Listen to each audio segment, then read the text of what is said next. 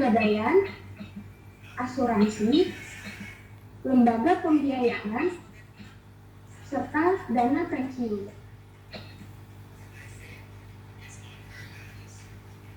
Otoritas Jasa Keuangan atau OJK adalah lembaga independen negara yang dibentuk berdasarkan Undang-Undang Nomor 21 Tahun 2011.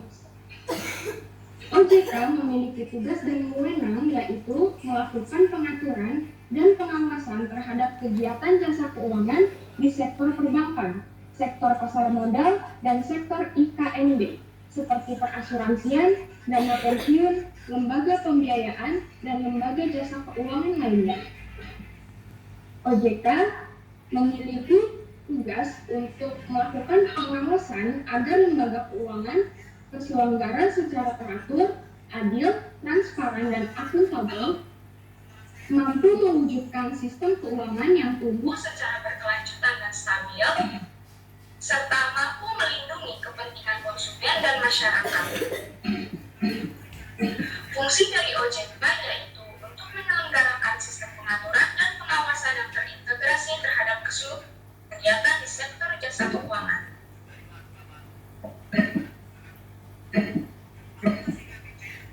Kemudian ada perbankan atau perbankan adalah lembaga intermediasi keuangan yang didirikan dengan kewenangan untuk menerima simpanan uang, peminjaman uang, dan menerbitkan promes atau bank loan.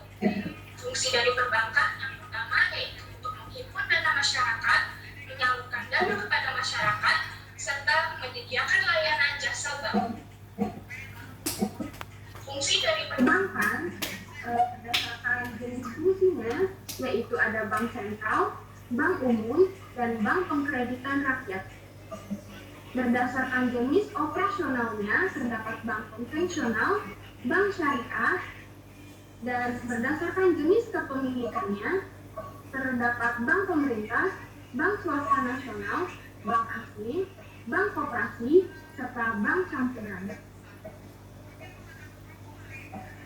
Produk dari perbankan yaitu ada kredit, transfer, safe deposito box, bank card, dan perbankan memiliki dua produk kredit. Yang pertama ada produk kredit pasif yang terdiri atas simpanan atau tabungan, giro, dan deposito. Berdasarkan produk kredit aktif terdapat kredit rekening koran, kredit akses, kredit dokumenter, kredit reimburse atau letter of credit, dan yang terakhir ada kredit jaminan surat berharga. Prinsip dari bank konvensional yaitu ada prinsip kepercayaan, prinsip kehati-hatian, prinsip kerahasiaan, prinsip nominal nasabah, dan prinsip bunga. Selanjutnya, pasar modal, yaitu pasar untuk berbagai instrumen keuangan jangka panjang yang bisa diperjualbelikan, baik surat utang atau obligasi, equity atau saham, reksadana, instrumen derivatif maupun instrumen lainnya.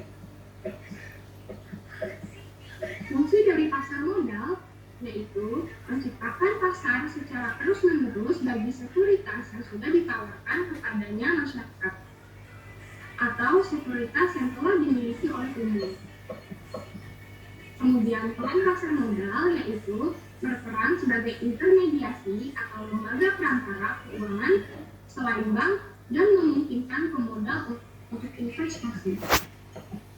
Instrumen dari pasar modal yaitu ada saham biasa atau yang disebut preference atau tanda penyertaan, kemudian ada obligasi atau surat utang, dan yang terakhir ada surat berharga, turunan atau derivatif seperti option, warrant, and right.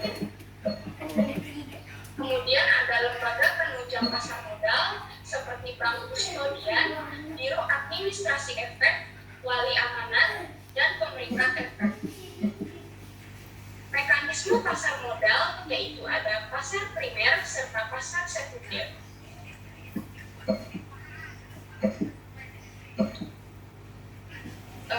Lembaga jasa keuangan berikutnya ada asuransi, yaitu menurut Undang-Undang Nomor 40 Tahun 2014 merupakan perjanjian antara perusahaan asuransi dan pemegang polis yang menjadi dasar bagi penerimaan premi oleh perusahaan tersebut sebagai imbalan.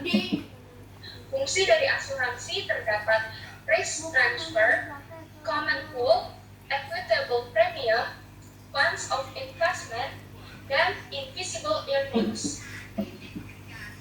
Jenis asuransi yang pertama ada asuransi jiwa, asuransi kesehatan, asuransi pendidikan, asuransi umum, asuransi kendaraan, asuransi bisnis, asuransi kepemilikan rumah dan properti, asuransi kredit, asuransi kelautan, asuransi perjalanan.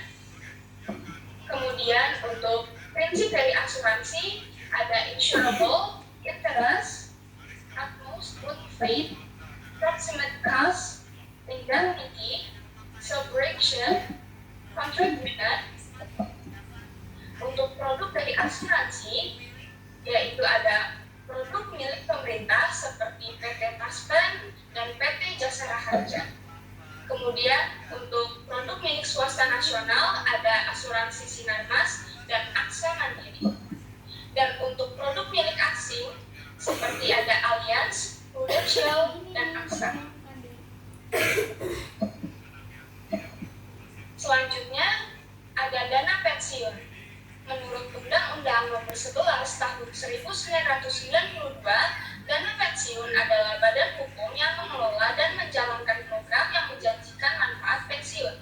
Dengan demikian, jelas bahwa yang mengelola dana pensiun adalah perusahaan yang memiliki badan usaha seperti bank umum atau asuransi non-bank.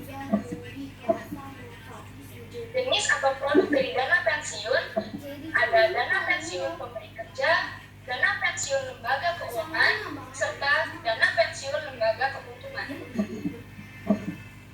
Untuk peran dari dana pensiun yaitu memelihara kesinambungan penghasilan pada hari tua dalam rangka mewujudkan keadilan sosial bagi seluruh rakyat Indonesia.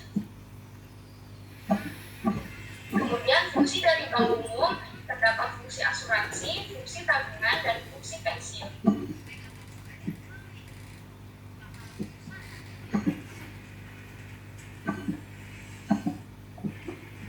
Lanjut ke lembaga berikutnya yaitu ada lembaga pembiayaan.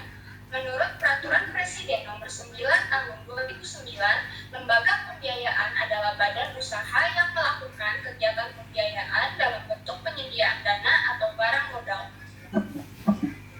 Peran dari lembaga pembiayaan yaitu sebagai sumber dana alternatif dan menampung serta menyalurkan aspirasi dan minat masyarakat untuk berperan aktif dalam pembangunan.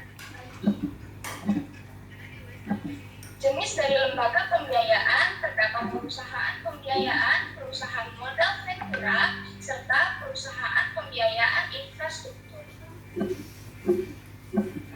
Kemudian, prinsip dari lembaga pembiayaan yaitu ada karakter, capacity, capital, collateral, dan condition. Kemudian, unsur dari lembaga pembiayaan ada badan usaha, kegiatan pembiayaan, penyediaan dana, barang modal, dan tidak menarik dana secara langsung atau non-deposit taking. Yang terakhir ada masyarakat. Kemudian, untuk produk dari lembaga pembiayaan, yang pertama ada lembaga pembiayaan pembangunan dan lembaga perantara penerbitan serta perdagangan surat berharga. Dan yang kedua ada leasing atau sewa guna usaha.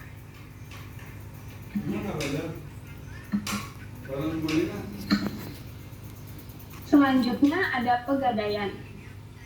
Menurut Peraturan Presiden Nomor 10 Tahun 1999, pegadaian merupakan lembaga keuangan yang menyediakan fasilitas pinjaman dengan fasilitas jaminan tertentu. Peran dari pegadaian yaitu untuk mencegah praktik ijon dan pegadaian gelap, ikut melaksanakan dan menunjang pelaksanaan program pembangunan nasional yang pada umumnya untuk penyaluran uang pembiayaan atau pinjaman atas dasar hukum gadai. Yang ketiga, sebagai pemanfaatan gadai bebas bunga pada syariah. Berdasarkan fungsinya, Pegadaian berfungsi sebagai untuk menciptakan dan mengembangkan usaha-usaha lain yang menguntungkan bagi Pegadaian maupun kepada masyarakat. Yang kedua, untuk mengelola penyaluran uang pinjaman atas dasar hukum gadai dengan cara mudah, cepat, aman, dan hemat. Kemudian berdasarkan jenisnya, ada Pegadaian konvensional dan Pegadaian syariah. Dan yang terakhir, produk dari Pegadaian yaitu ada KCA atau kredit cepat aman. Yang kedua ada kreasi atau kredit angsuran fidusia. Yang ketiga Krasida atau kredit angsuran sistem gadai. Yang keempat ada Arroh atau gadai syariah. Yang kelima ada jasa taksiran. Yang keenam jasa titipan. Ketujuh Krista atau kredit usaha rumah tangga. Yang kedelapan ada Arum atau Aslon untuk usaha mikro. Yang kesembilan ada Mulia ya, atau Murobahah, program mulia investasi abadi. Dan yang ke-10 ada Kucaci atau kiriman uang secara instan, cepat, dan aman.